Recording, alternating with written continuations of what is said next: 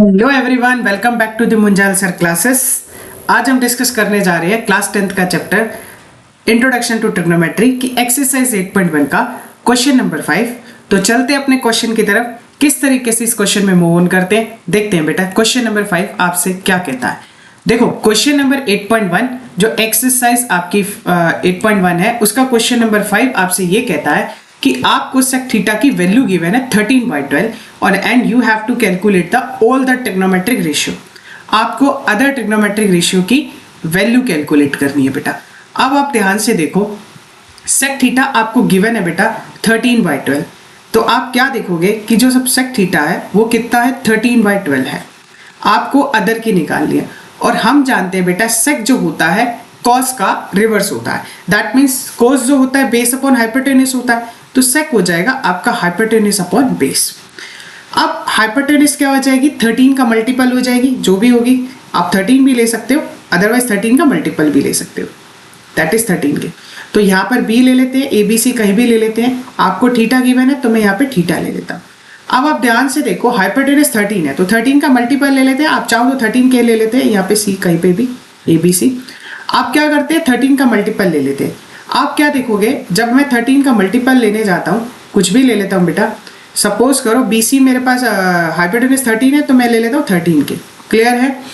Base मेरे पास 12 है तो मैं 12 के ले लेता हूँ। ठीक है बेटा, ये मेरा C है जो कि 90 डिग्री है। यहाँ तक हमने क्या किया, डेफिनेशन का इस्तेमाल किया। सेक थीटा जो होता है हाइपोटेन्यूस अपॉन बेस होता है। अब मैं क्या करूँगा, पाइथागोरस को अप्लाई करता हूँ। तो पाइथागोरस ये कहती है आपके पास AB का square is equal to BC का स्क्वायर प्लस AC के स्क्वायर के बराबर है। AB किसके बराबर है, 13K का होल स्क्वायर। BC किसके बराबर है आपके पास, BC आपको कैलकुलेट करना है, AC आपके पास 12K का होल स्क्वायर है। जब आप 13 का स्क्वायर करते हो तो होता है 169K square, BC square plus 144K square.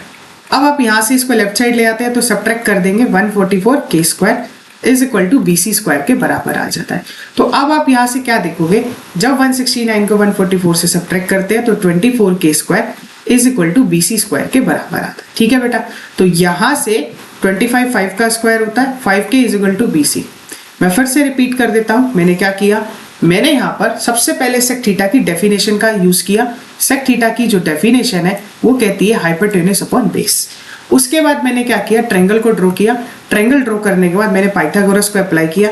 Pythagoras apply करने के बाद आपके पास BC का जो स्क्वायर आ गया बच्चे, वो आ गया 25 का K square. That is BC जो हो गया वो हो गया आपके पास 5K। क्लियर है। तो मेरे पास BC आ चुका है, दैट विल बी 5K। अब आपको क्या करना है, अदर ट्रिग्नोमेट्रिक रेशियो कैलकुलेट करने हैं। तो सेक थीटा आपको गिवन है, कॉस तो ऑटोमेटिकली आ जाएगा, इसका रिवर हो जाएगा। कॉस थीटा जो होता है वो 1 अपॉन सेक थीटा होता है। तो सेक थीटा आपको 13/12 दे रखा है, रिवर्स करोगे तो 12/13 हो जाएगा। क्लियर है बेटा। साइन थीटा कैलकुलेट कर लेते हैं। साइन थीटा क्या होता है, परपेंडिकुलर अपॉन हाइपोटेन्यूस होता है। अगर आप ध्यान से देखोगे, थीटा जो है उसके जस्ट अपोजिट परपेंडिकुलर होता है, या ऑल्टीट्यूड भी जिसे हम कहते हैं। तो परपेंडिकुलर आपके पास 5K है, हाइपोटेन्यूस आपके पास 13K है। That will be equal to 5K upon 13K। Clear है, जो कि आपके पास आ जाएगा 5/13। होप यहां तक आपको क्लियर होगा।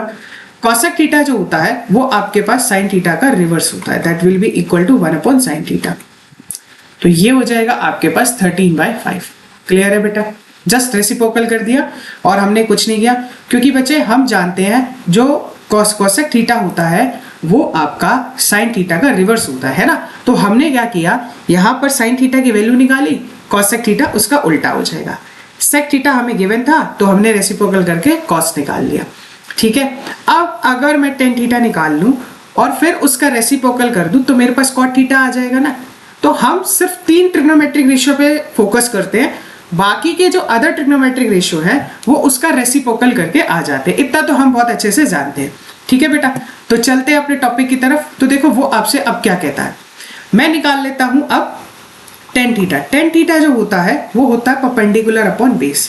अगर आप ध्यान से देखोगे तो परपेंडिकुलर आपके पास है, आपके पास 5K, बेस है आपके पास 12K। That will be equal to 5K upon 12K।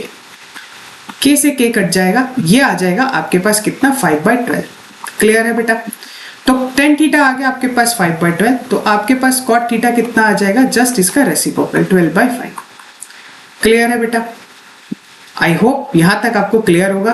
मैं फिर से कह देता हूँ, आपने क्या किया, सबसे पहले cot tan थीटा निकाला और उसका रेसिप्रोकल कर दिया तो cot थीटा आ गया, और फिर इस तरीके से आपने सारे ट्रिग्नोमेट्रिक रेशियो निकाल दी।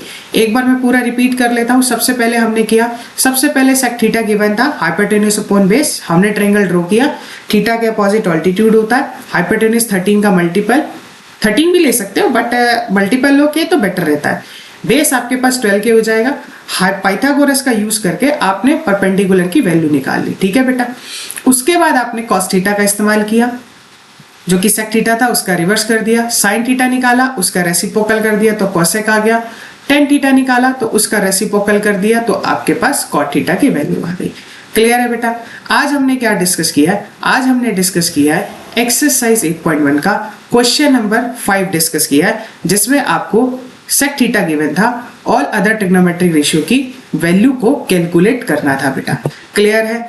आज की वीडियो अगर आपको अच्छी लगी है तो चैनल को लाइक करो, शेयर करो, सब्सक्राइब करो और कमेंट सेक्शन में जरूर बताओ आज का टॉपिक आपको कैसा लगा। तब तक अपना ध्यान रखिए, नेक्स्ट क्लास में एक नेक्स्ट वीडियो के साथ मिलेंगे। तब तक टेक केयर, बाय बाय बेटा।